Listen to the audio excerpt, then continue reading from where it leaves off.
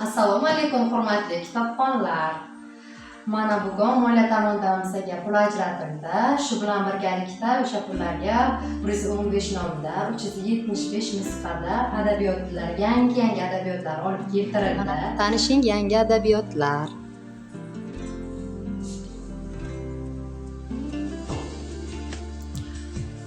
Vaqtingizni mazmunli o'tkazish uchun marhamat, adabiyotlarimizdan keling, oling, o'qing va fikr mulohazalaringizni qoldiring.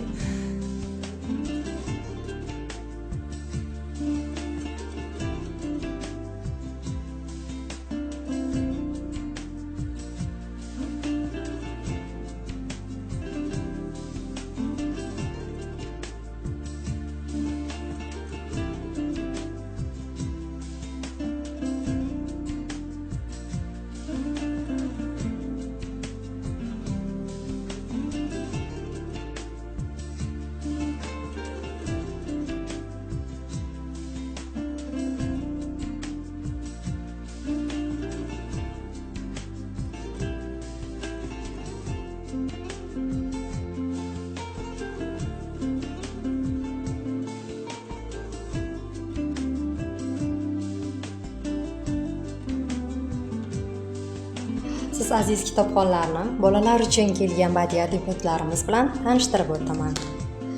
So'z qudrati 7 yoshdan katta bo'lgan bolajonlarga mo'ljallangan.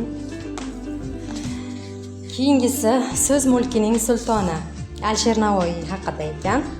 Bu ham 7 yoshdan katta bo'lgan bolajonlarimiz uchun mo'ljallangan adabiyotimiz. Muso Xorazmiy sabog'i. Bu ham 7 yoshdan katta bo'lgan bolajonlarimizga mo'ljallangan adabiyotimiz.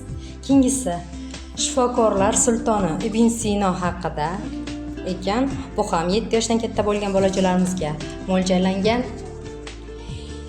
Kitob yozgan hukmdor nomli kitobimiz, badiiy adabiyotchamiz aynan 7 yoshdan katta bo'lgan, futbolga qiziquvchan, futbolning seviq o'ynaydigan bolajonlarimiz uchun mo'ljallangan.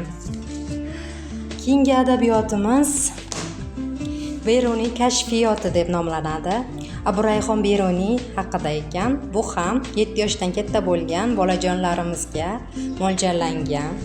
Hurmatli kitobxonlar, bu adabiyotlarimiz bolalar uchun mo'ljallangan. Hammangizni 7 yoshdan katta bo'lgan bolajonlarimizni kutib qolamiz. Adabiyotlarimiz bilan tanishing, keling, oling, o'qing. Sizlarni kutib qolamiz aziz kitobxonlar.